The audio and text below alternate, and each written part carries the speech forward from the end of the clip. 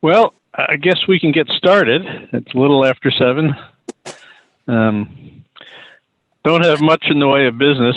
I do have a report from Paul Rabitsky, our recorder, and just in the only thing we had in Tulsa County was some either late or early birds, or some bared sandpipers at Yahola and an eared grebe at Lake Yahola that Zach had seen, and a blue-gray gnatcatcher at the gathering place.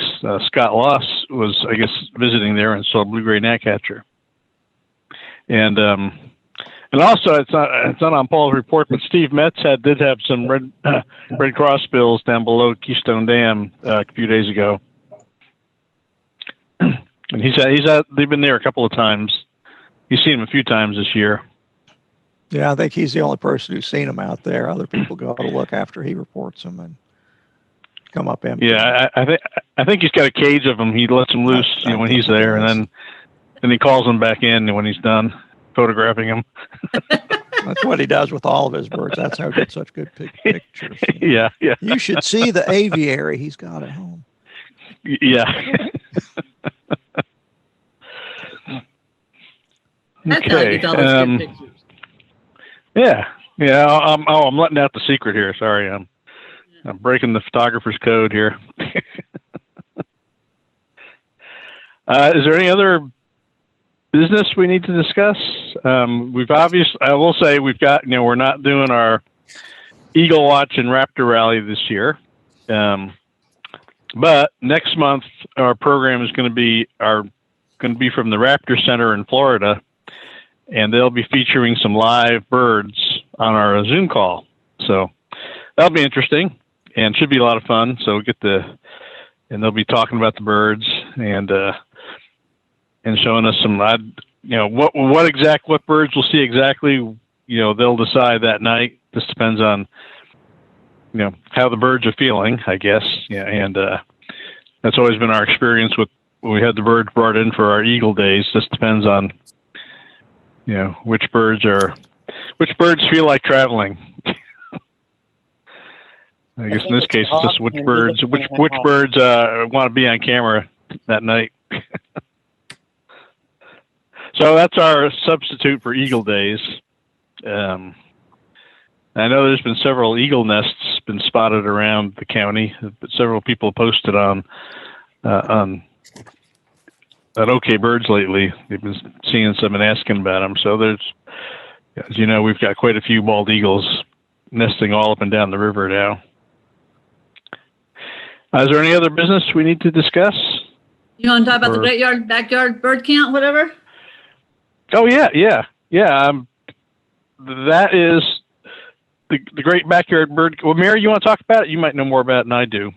Well, I just it's February 12th through the 15th. So you can just count the birds in your backyard or wherever you might be and turn them in. So it's just something that people can do. And they've done it every year, but, it's people still going to be home at that point. Hopefully more people can participate this year. So you just turn in an eBird checklist.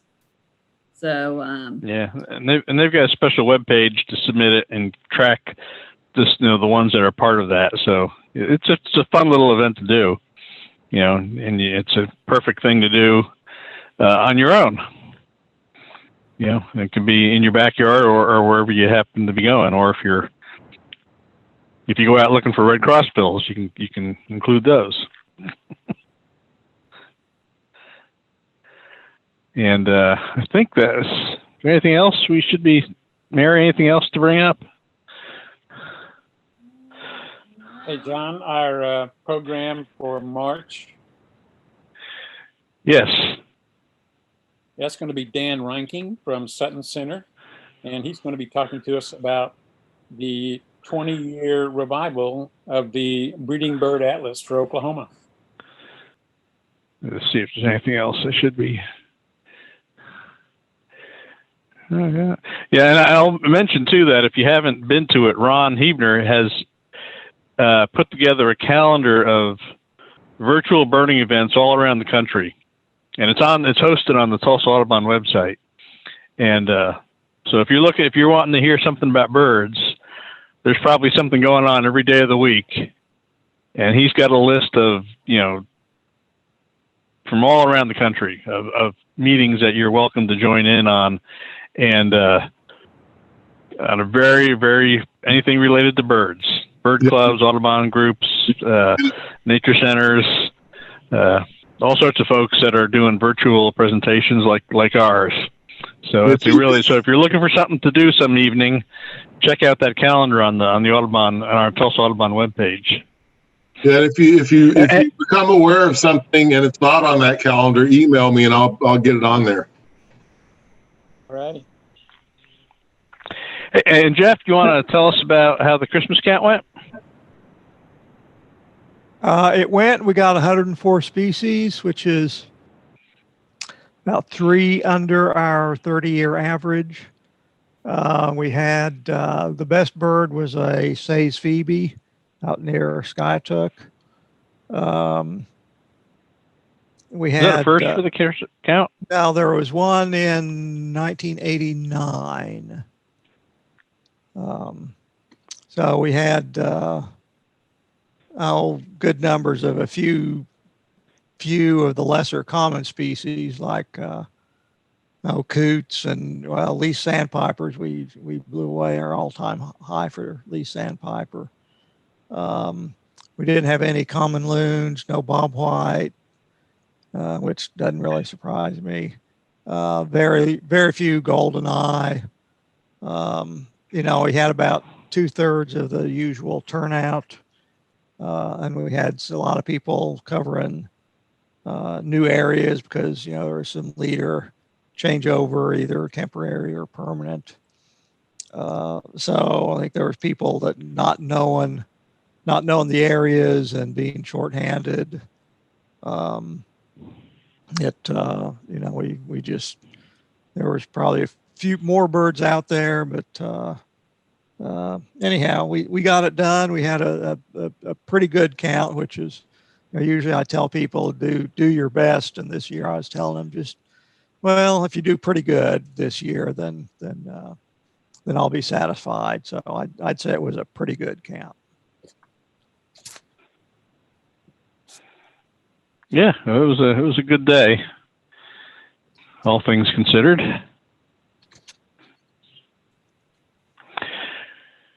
Okay, well, I think that's it. So, Jay or Mary, do you want to introduce Dustin? I'll do it. Dustin Lamoreaux is going to be talking to us tonight. And Dustin actually was born and raised in Southwest Utah. And from a very early age, he had a real love and passion for the outdoors and for wildlife and for hunting and fishing. And he has continued that to this day. He got his wildlife science degree from Utah State University. And after that, he ended up in New Mexico, where he helped establish, and this is music to our ears, lesser prairie chicken management efforts there. Nice populations over there in New Mexico. He joined Quail Forever in 2013 as a farm bill wildlife biologist in Ohio, and at some point transferred to Colorado, where he was working with ranchers there on quail and pollinator improvements.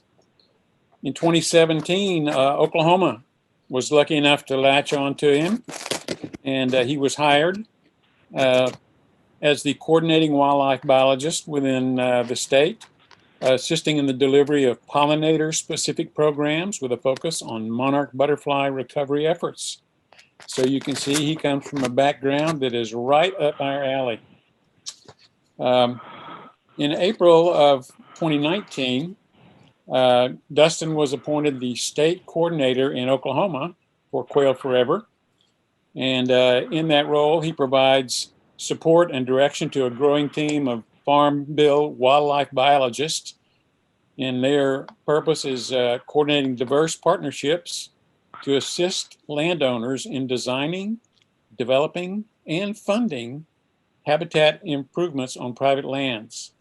This is a partnership between the National Fish and Wildlife Foundation, USDA's Natural Resources Conservation Service and Audubon's, our Audubon's Conservation Ranching Program.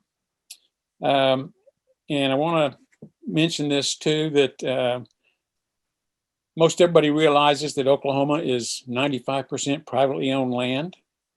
And if we're going to do significant conservation in the state, it has got to happen on private lands.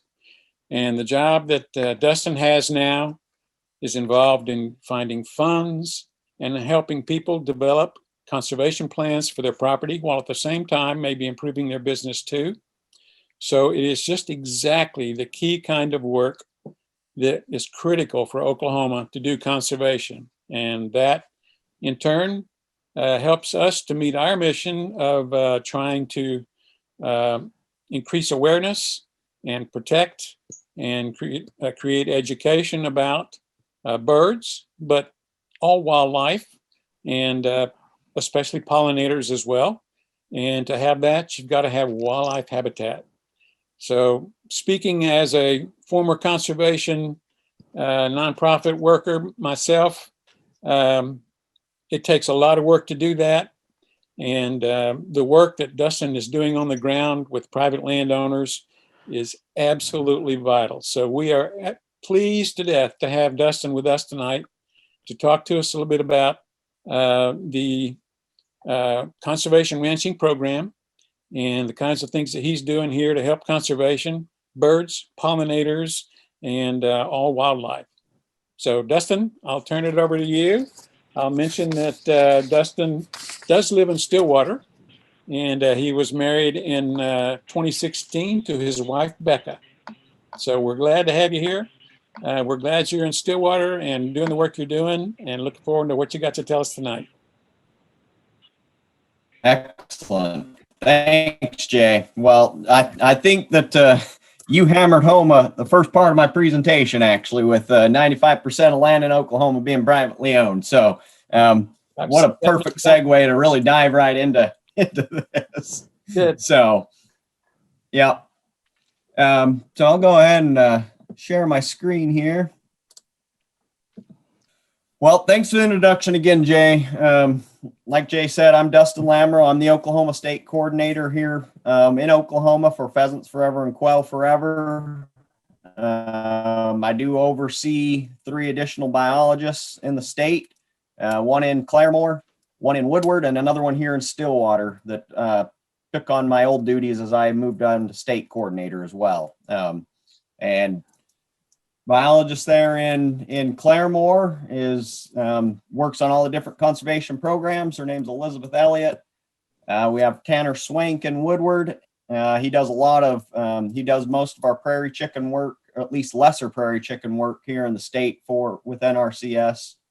And then Leslie Elmore, who's here in Stillwater, and she took over the monarch and pollinator duties in the state as well. So we're happy to have her on board, and got a good team going and fun things happening. So we'll go ahead and dive right into the Audubon Conservation Ranching Program, and kind of their slogan that they've coined this with, just a little catchphrase, is better for the land, better for you. And we'll get into that a little bit more on kind of the intricacies into why that is and how that's it's kind of interesting, because some of this has actually been picked up by some national nutritionists, and books have been written on similar concept as the Audubon Conservation Ranching Program, just in a little bit different light. So really interesting stuff going on in the regenerative conservation world.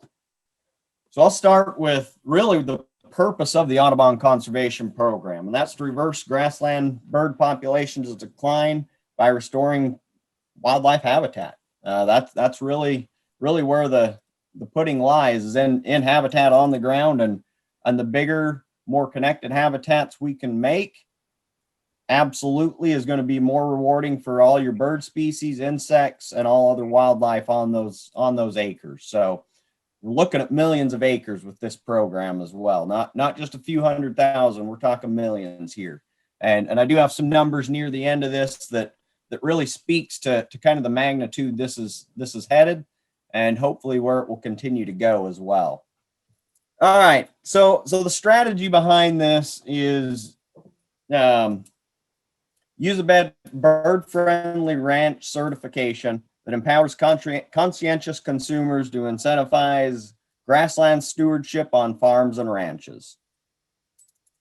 And this, so the first few slides are just kind of building up to how this whole strategy came together, and then how it all connects together on the back end as well. So the approach is to work with ranchers, farmers, especially in the Great Plains and the American West, in some of these high priority conservation landscapes that have been identified through Audubon as our primary areas to work in these, especially in these areas that already have existing grasslands, and work to build upon those and expand as well. And this is on grassland, rangeland, even working with people that have ranching and farming operations together. There's ways we're able to tie this in together, even when they have some farming practices going on. We're able to actually utilize some cattle and in some of their cropland situations to actually help build the soil component better than it was before as well. And we'll talk a little bit more about that when we get into more of the grazing strategies. So why all this, and why Audubon?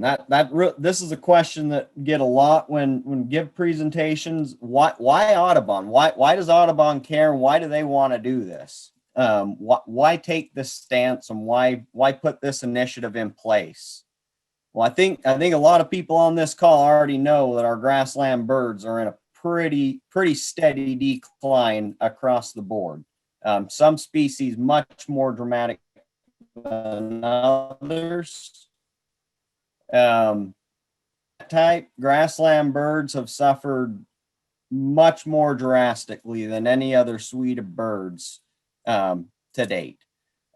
More than a 50% decline in the last 50 years, which is quite alarming. Quite alarming. I mean, even talking with my dad who lives in Utah, he's even seeing it. He's not an active birder, but he's paying attention and saying, well, I'm not seeing hardly any meadowlarks anymore.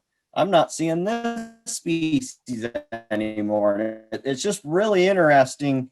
And you hear the same things here too, but it's really interesting just to hear, even from my dad, saying some of these key species that we're focusing on through this conservation ranching program, and from a grassland standpoint, he's seeing as well in Utah, which is really, really interesting, I thought. So the next few slides are just a few graphs of some fairly common species and what their population status and decline is looking like. And grasshopper sparrow, steady decline. Look at the lark bunting. Similar, it has a lot more ups and downs as a couple of your other species, but still that overall trend is downwards and downwards quite quickly as well. And we'll take a look at the mountain plover, something with a little bit different habitat type than the other two as well, and the more short grass prairie type species. And this is on a hard downward crash. They've gone down really drastically. So I just put these three in here just to give you an idea. I'm sure you've seen these graphs, but I could put dozens of other species up here and it's going to show you almost the exact same trend, which is, it's alarming. But what do we do about it? That's the real question. And this just kind of goes back to what I was saying there. Several other grassland birds are projected to lose another half of their population in the next 20 to 25 years. And losing another half of numbers. And that definitely is cause for concern. And I put this slide in here because I've worked with prairie chickens in a couple different states now. And these are some of the species I've worked with very, very directly. And this is a species that really exemplifies that landscape level, that scale of landscape conservation that's really needed in order for species such as the lesser and greater prairie chickens to survive. They've got to have thousands of acres of non-fragmented habitat in order for them to carry out their life cycle. So it's really interesting, and this just kind of drives home the point of the bigger the scale we can take this at, the bigger impact we're going to have as a whole. And that leads right into the Audubon certification and what the Audubon seal is. So this is the actual grazed on Audubon certified, the label that goes on the beef package that landowners enrolled in the Audubon conservation ranching will put. Now, some ranchers may have an additional seal on there, meaning they've gone through another certification process and have additional certifications along with the Audubon, which just is really looking at it from a marketing side. How can we have the greatest impact and reach the most people? And feel free, if you have questions at any time, I'm open for questions at any point throughout this whole conversation. Questions are always welcome. So please stop me if you have a question or something isn't clear. But this one's kind of a lengthy one. I'll read it just to really ingrain it. But Audubon's Green Seal is the premier certification for products that have positive impacts on grassland bird habitat and grassland ecosystems. It empowers consumers to support conservation by selecting products bearing the Audubon seal, knowing that these products come from lands where grazing and management practices ensure diverse bird habitat, healthy soils, abundant pollinators, and clear waters. And this statement to me really just drives home exactly what I've been doing for the last 5 to 10 years in bird conservation. The last few things: ensure diverse bird habitat, healthy soils, abundant pollinators, and cleaner waters. That's what I work for every day. And being able, working with pollinators and seeing how all this ties it together has been a real bonus for me. And that's why this Audubon certified seal is something that I am passionate about, because I do get to work with these landowners one-on-one, and we get to build a management plan that fits their grazing operation while also benefiting particular bird species that we pick out from a priority bird list on their property. And it's really rewarding to see this management, not only from the bird side, but also the grazing side, mingle together and coexist and create excellent habitat. And so I like to put that in there because grazers really are a big part of the component when it comes to habitat sustainability. And we'll get into that just a little bit more, but that really is kind of the background behind the Audubon certified seal right there. But we go a lot deeper into the actual practices that get put on the ground. So what are the major threats to grasslands?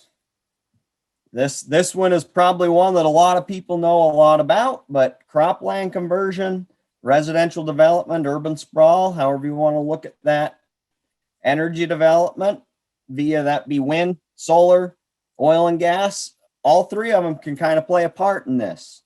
Invasive species, Sericea lespedeza, and then woody encroachment. We can even talk about eastern red cedar is a big one here in Oklahoma, and that's a big one that we focus on in Oklahoma. Chemical fertilizers, herbicides, insecticides, all those certainly play a big part in how an ecosystem functions on the ground level. And really one of the biggest ones I think is incompatible grazing. An incompatible grazing system on the landscape really does not live species unless they're a very, very short grass statured species. And I'm just speaking in the terms of more of an overgrazed situation at this moment. But those are kind of your primary pillars of what the threats are and things that we need to look at to try to address as we move forward in developing plans for these ranches. Kind of making the connection that Jay really pointed out from the beginning. Vast majority of grasslands that are still intact are privately owned, and that is true throughout all of the Great Plains. And as you move west, there's still a lot of private ownership, but then you get into a lot more BLM, Forest Service, state land, stuff like that. But here in the Great Plains, private landowners is definitely where that connection has got to be made. Let's see here. Oh, there we go. So really, grassland birds and the fate of them, there's a lot to be said on the farms and the active working farms and ranches that are on the landscape currently. And that's really our primary focus for this program. Money obviously drives land use change. That can be a big one, and the dollar talks a lot of the times, which can be a very, very tough hurdle to get over. But habitat loss is definitely linked to our food system. And that when I put an exclamation point, because this whole food system works together. And as we lose the habitat that supports the ground level of it, we're losing a lot of the components that work in an ecosystem functioning landscape. And really another big one now is consumers are a lot more conscientious on what they're consuming nowadays as well. And so trying to link this to better for you, better for the land is a very, very good selling point to these conscientious consumers when they can actually do their part at the grocery store by supporting these types of efforts. And informing consumers as well. That's really the biggest part of this at the end of the day is informing consumers and getting the marketing outlet to reach the people needed to take part in this effort. So are people on here aware of the Partners in Flight Land Bird Conservation Plan and how that was? So essentially, Partners in Flight was developed in 2004. It's comprehensive land use species vulnerability assessment for the US and Canada, and it was revised in 2016 to present the next 10-year plan, essentially, for the species with updated recommendations, additional threats, long-term population declines, and all that. So I just put this in here as sustainable ranching presents a wonderful opportunity to help combat some of these issues within this Partners in Flight Land Bird Conservation Plan. And so I just wanted to point that out. I'm not too terribly involved in this, but this is just something I wanted to point out as we have some opportunity here to help on this endeavor. But this really gets to the big thing, and that's grasslands need grazers. That's something I pointed out earlier is grazing is a very, very big component to grassland ecosystem health. With no grazing, it just becomes overgrown. With too much grazing, obviously, you don't have the structure habitat needs for your wildlife species. So kind of finding that sweet spot in the middle, but using these grazers as the bison did in evolutionary times on the landscape, moving from place to place, they'd graze an area, move on to greener pasture. That allows that particular area they grazed to recover, come back while they're moving on, therefore creating these patches of habitat throughout the landscape. So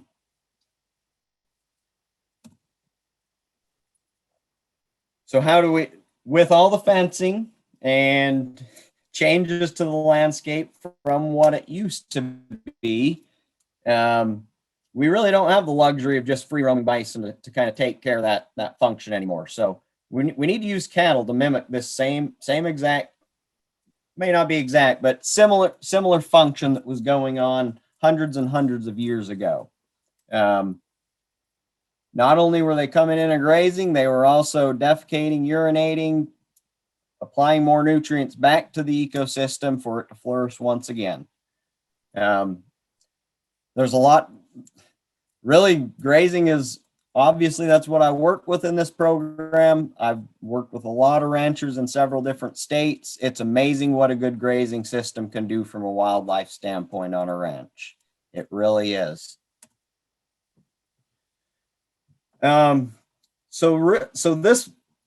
The Audubon Conservation Ranching Program is working with private landowners, but essentially at the end of the day, it's a market-based approach. And this is connecting bird-friendly livestock managers to consumers that are interested in environmental sustainability and how their food is grown. This kind of goes back to the conscientious consumer once again.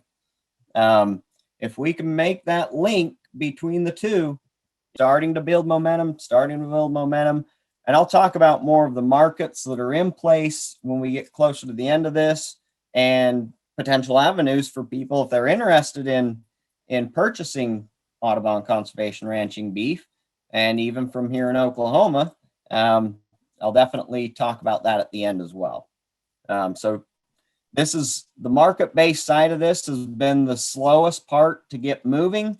They anticipated that from the get-go. Now, Audubon National is actually hiring a strict marketing person for the Audubon Conservation Ranching Program, which is going to be a major boost from what's already been established. So really the market-driven approach is to incentivize those ranchers to become Audubon certified. The more Audubon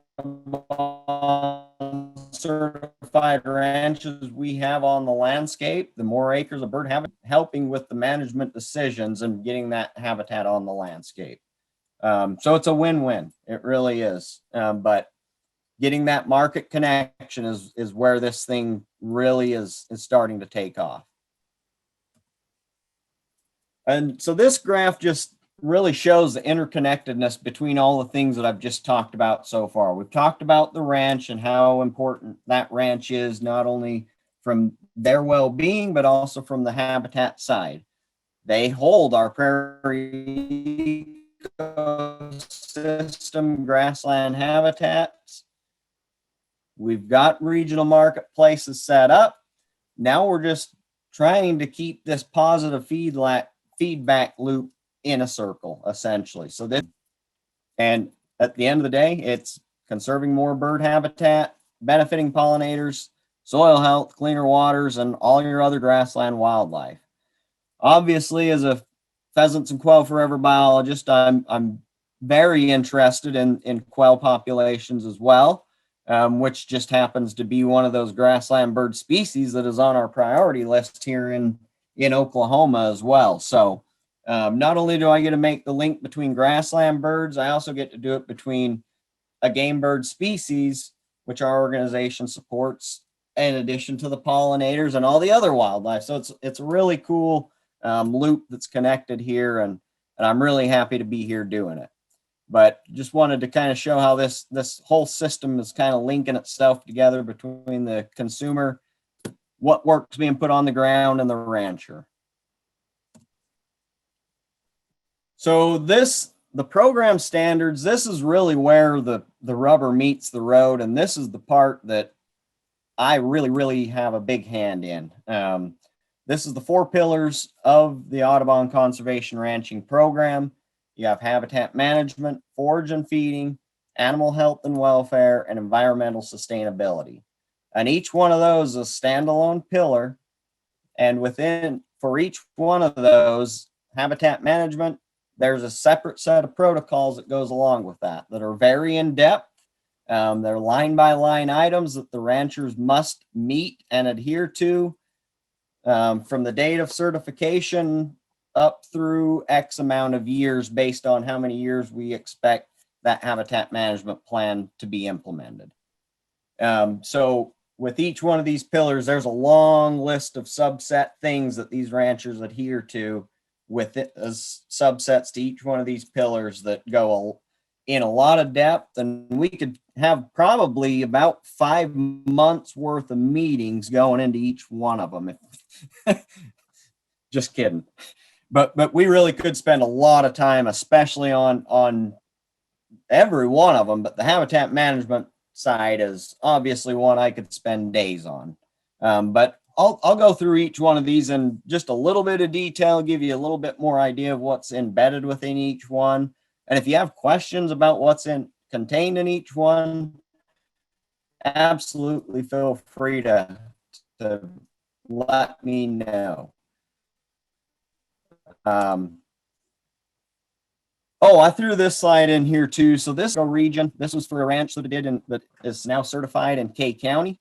This is the list of birds that was their priority bird list.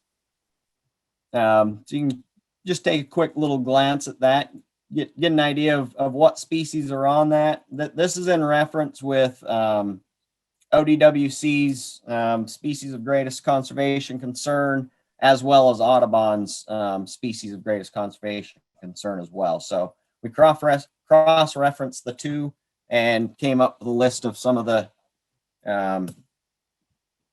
more important species and ones that we know we're going to be able to monitor over time as well. It's a good list. Yeah, and this actually has had its first round of bird surveys done this past, it was the first week of June as well. So picked up quite a few of the species, so that was good. All right, so we'll just dive into the habitat management plan. This is the part I spend hours and hours on working with the rancher, the habitat management plan. These are developed for each ranch individually. I go with that rancher field by field, fence line by fence line. I map the whole place. We talk about what he's done past management, what he's currently doing, and his future management plans as well. We break down field by field. These fields, all right, what are we doing here? What can we do to make these better?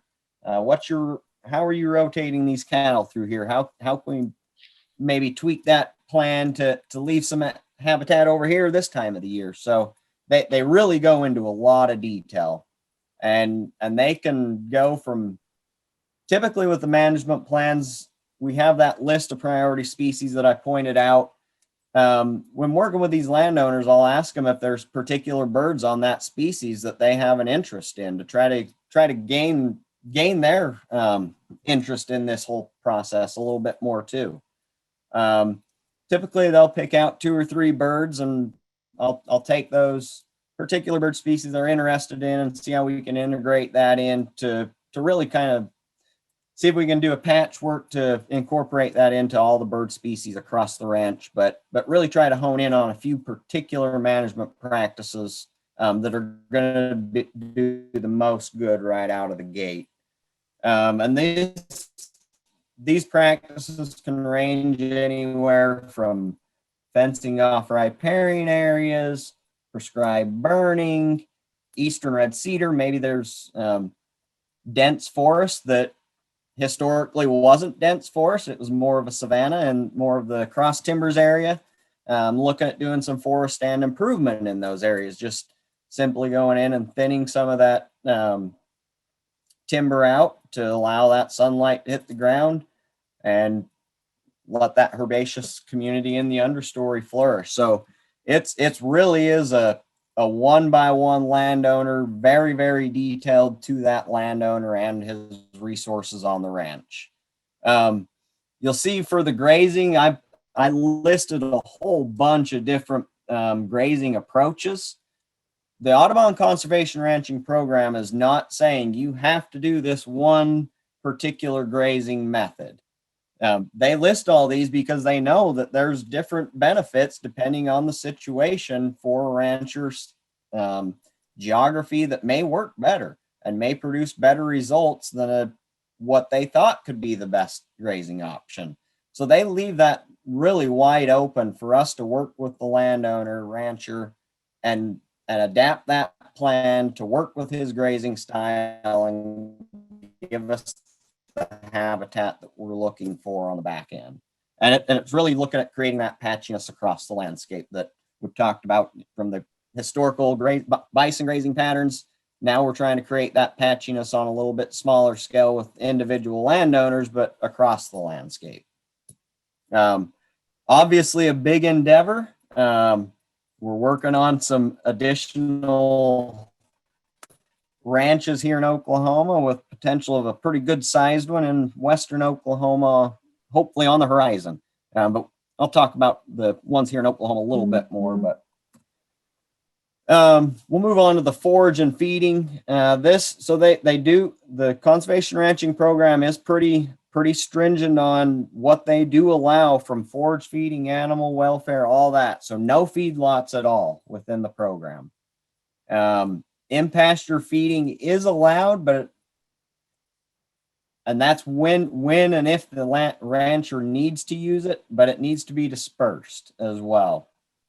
No antibiotics or hormones, and no feed with animal byproducts. Those are four of the staples.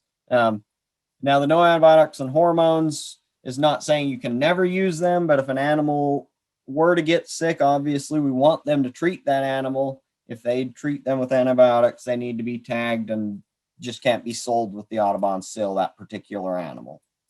So we definitely want to make sure animal welfare is at the top of the game as well. So animal welfare, open pastures, unconfined, good body condition score 4 to 7 throughout the year. Once again, no antibiotics or hormones. Adhere to good cattle handling practices, which that particular piece is addressed within the protocols. That there's the cattle handling or livestock handling. There are a lot of intricacies within that to try to sort out to make them work. It's really, there's a lot that goes into it. Any facility processing has to be USDA or state inspected as well. And then environmental sustainability. So no broadcast spraying, herbicides, pesticides, insecticides, unless specifically approved in the habitat management plan. So in accordance with myself, other Audubon range ecologists, or NRCS employees as well. No neonicotinoids in any of the seed. No ivermectin as well. Ivermectin has been shown to cause issues in dung beetle populations as well. So there's some other alternatives, but ivermectin is one that is certainly not allowed within the program. We typically always work to have riparian areas fenced off or limited access for a very short amount of time, basically a flash grazing situation. But for the most part, most of the ranches that we work with, they're open or already have these wetland areas fenced off, which is a really big bonus to already go into that situation like that. Nutrient management, if they are farming in areas near waterways, anything like that, just keeping a detailed record of how they're applying nutrients to the soil, and detailed record of how they're doing it. Just trying to eliminate any offsite issues as possible, and then eliminate GMOs entirely. So that gets us through the 4 pillars. Now this particular side is just talking about producer assistance, and essentially that's me. Me and my team of biologists here in the state. That's what we're here to do. We're here to work with landowners to try to connect them either to getting technical resources, just working one-on-one with a landowner. Here's some technical advice. Here's resources for you if you need burn plans, any of that. That's stuff that myself and our other biologists here in the state can do. Talk with them about new grazing approaches as well. Connecting them to state and federal cost share programs. So sometimes on these projects, we're looking at clearing anywhere from 50 to a couple hundred acres of eastern red cedar. That's not a cheap endeavor most of the time. So there are cost share programs out there available, especially here in Oklahoma, specifically for cutting cedar, that we're able to hopefully connect landowners to help burden some of the cost of implementing that practice. And then we're working on connecting to finishers, brands, retailers, the marketing side, and then PFQF in Oklahoma. That's myself and our team here in Oklahoma.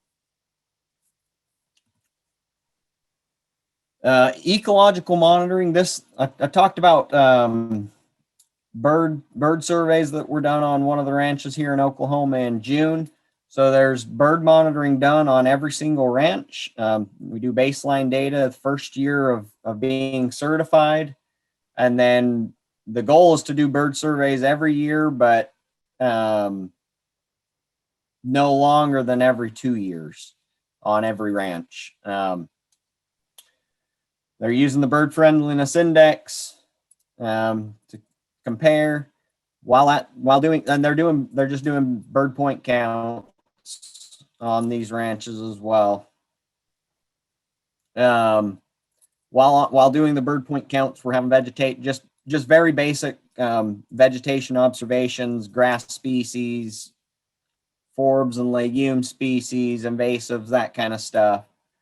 And then a new piece that's starting to be rolled out, it has not actually been set in stone yet, is the soil health, the soil monitoring piece to this as well.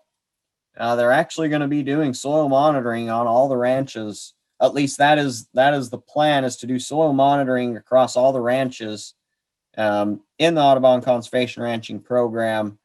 They're going to be running a Haney test on the soil. Going to be going, I think it's 15 and 30 centimeter depths. And the goal behind this is to see what soil carbon capture is occurring, if they can identify it and quantify it.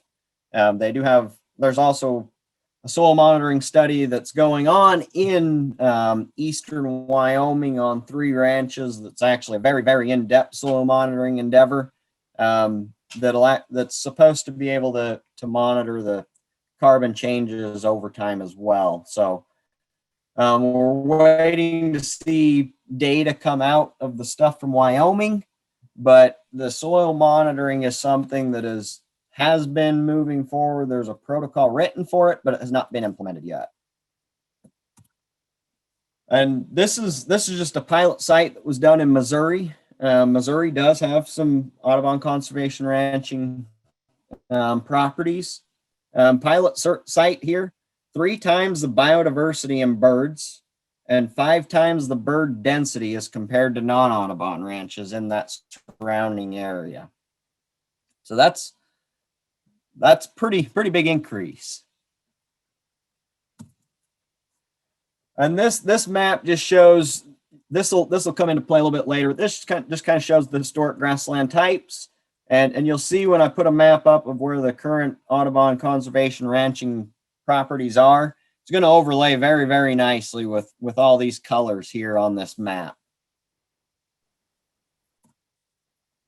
So ranch participation, these are some of the highlight bullet points we're looking for. Priority grassland landscape. So as you can see in Oklahoma, we've got, it's hard, you can't see that gray.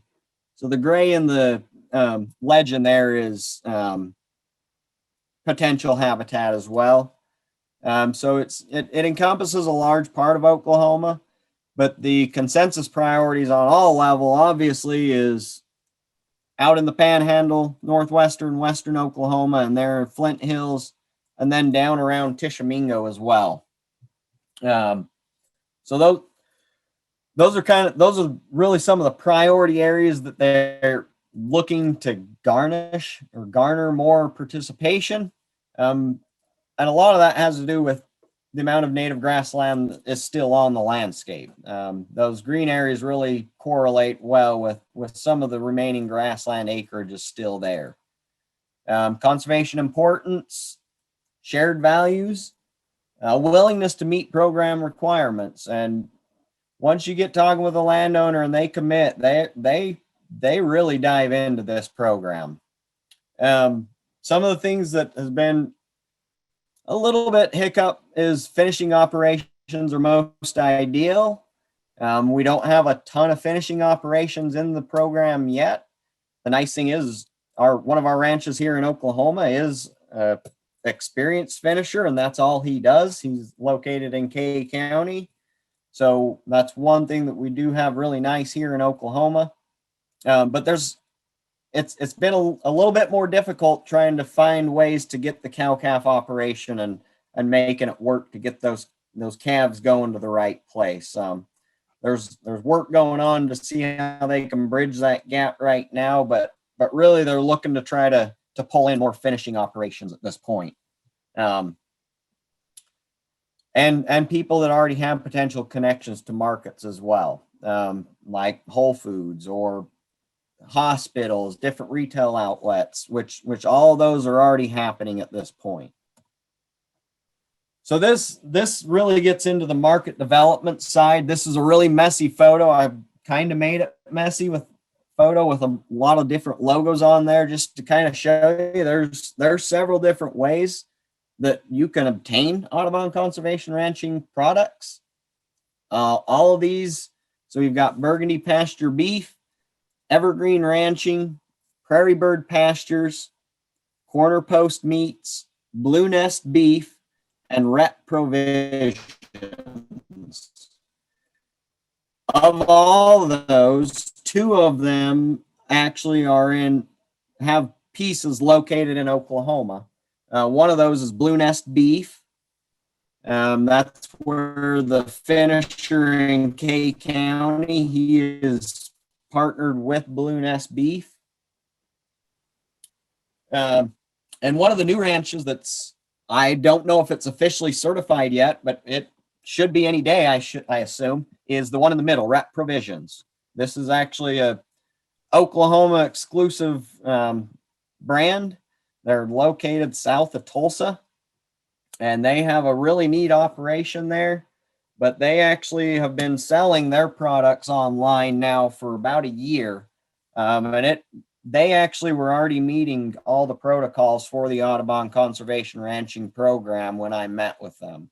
They didn't know it, but that's how it turned out. The practices they were doing were so in line with the program. We just had to write up their management plan and send it to our Food Alliance for an audit. So they're doing really. I expect their certification to be here within the next week, but so it's Rep Provisions that they have a website already set up. They do sell into the Tulsa area. I don't know exactly all who they sell to there, but you can order from them directly online as well. And Blue Nest Beef is national, so they'll ship to all the lower 48 essentially. And they've really scaled. All of Blue Nest Beef is centered around the Audubon Conservation Ranching certification. So they built Blue Nest Beef around ACR, which is really interesting.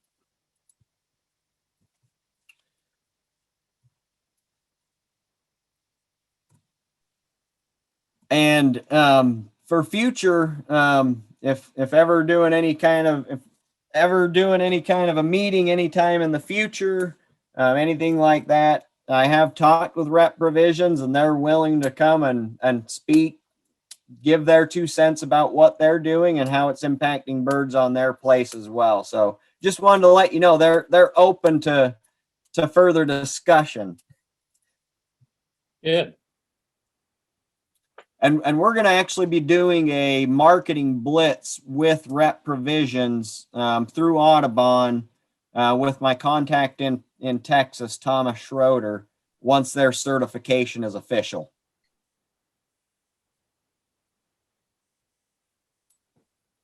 And the Rep Provisions ranchers also, they are the Savory Institute hub in Oklahoma.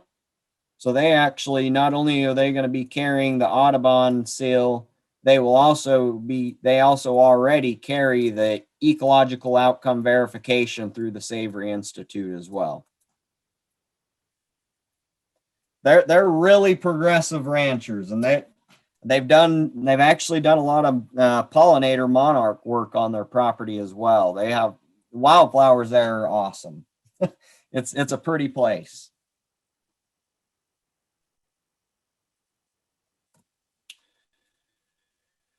So I threw this slide in here. This was the Kansas City Conservation Ranching Initiative. I attended this meeting in Kansas City about a year and 3 months ago. This was a big market-based approach where they had several ranchers in that, you can see that vicinity from Kansas City. As it was all getting rolling, COVID really took a dive, and I'm still waiting to hear where this is going at this moment. But I wanted to throw this in here. This is kind of a model that Audubon has looked at as trying to branch out from a major distribution area or consumer area, try to get those ranches within that vicinity of that area. So that's one thing with this ranch just south of Tulsa that's kind of gearing a similar type of approach. But anyways, I just wanted to show you what that looked like, but I don't want to go into a lot of detail because I don't know where it's going at this point. So marketing and promotion, just through Prairie Bird Pastures on there. This is just what we're trying to do through marketing and promotion. Provide a toolkit to retailers and ranchers, local to national. If they just want to sell local, that's great. We'll help that way too. If they want to work on the national scale, we'll try to help tell that story as well. But Audubon's really interested in telling the story of each ranch as well.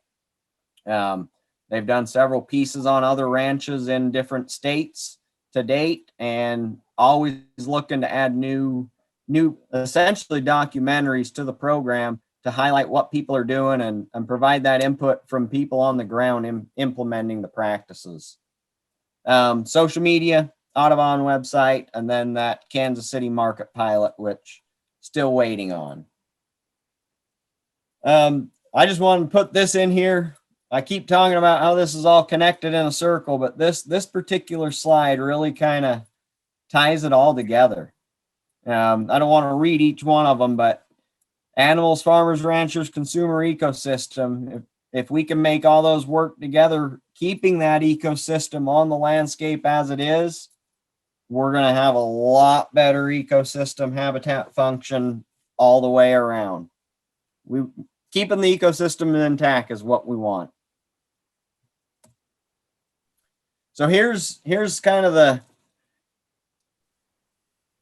big layout of where all the ranches are.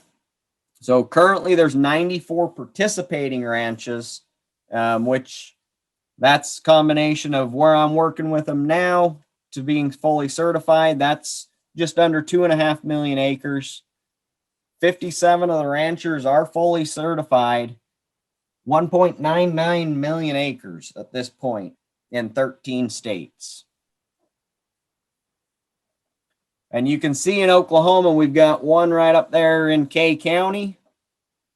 We got the one there south of Tulsa. It's right on the Tulsa-Okmulgee County line.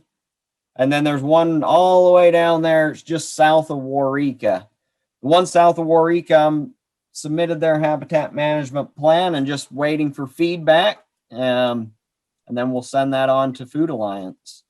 And I guess that's one thing I didn't point out. Once we go through all the habitat management plan with the landowner, they actually fill out an application, and that all goes to Food Alliance. So we actually have a third-party auditor to come in and do all the auditing and verification, so it's not Audubon doing it. So it goes to Food Alliance. Once Food Alliance makes a visit with that landowner, then they go back and make determinations, say, yes, it's certified, or we need to just take care of this, and then it's certified. So that's the really, really high view layout of what kind of the process. So let's see, 13 states currently. I think this number's higher, 74 restaurants, grocery store, shops, institutions, online outlets in 8 states. I think that number's a little bit outdated. But there are a lot of different market connections. There's hospitals, restaurants, Whole Foods, different restaurant chains in other cities. So that there's a whole suite of things, but really some of the big part has been this online sell of this ACR beef, and that's what Blue Nest has been doing. And they've done a really good job with their marketing, and their sales have been outstanding to date. And they started in shipping in November. And there's the better for the land, better for you. This just kind of gives you a nice little tie back to what we're after: ensuring diverse bird habitat, healthy soil, abundant pollinators, and cleaner waters. And then the fun part. So this was actually on a ranch visit. This was probably the funnest ranch visit I've ever been on. Quick little story, and then I'll let you ask me questions or discussion. But I showed up and looked over the horizon, and the landowner showed up. He was bringing a horse, handed me the reins, and said, "Hop on." At the end of the day, he let me feed Porterhouse some cubes out of my hand. So it was one of the funnest days I've had in the field to date. And with that, I thank you for all listening in. Hopefully I didn't ramble too much. Hopefully you have some questions as well. So if you want to buy some beef, do you go to Blue Nest Beef to do that? So Blue Nest Beef is an option, yes. Blue Nest Beef is a subscription-based company as well. So if you go on their website, they've got a whole walkthrough on what products they have, what's available. But that is certainly a place, and I wouldn't say all their beef, but some of their beef comes from right here in Oklahoma. And did you say Whole Foods? Whole Foods? So Whole Foods, I believe in Texas, is carrying Audubon products with, I believe it's Burgundy beef down in Texas. Okay, I have a question about finishing operations. You know, if there aren't any feedlots, you know, what in contrast, what is a finishing operation for this structure? Yeah, so no, that's a great question. So it's essentially grass. They're grass finished all the way to slaughter. So how they're not given. Go ahead. How is the finishing different from their just grazing as they grow up? Essentially, that's what it is, ma'am. What they do when they're going through the finishing process is some finishers may actually have some old crop ground or something that they've basically converted, and they're utilizing as cover crops. So they're just doing continuous cover crops on it. So they're able to plant really high value forage in some of those areas and rotate the cattle through those cover crops as they're right at their most lush, highest protein stage. And then they're just using hot wire to move them through that cover crop. And then as they graze that cover crop down, it starts to grow back up, and they just make a full circle, and they'll come back and regraze it again. And so they're looking for that newest, most tender growth that they can get to finish those animals on.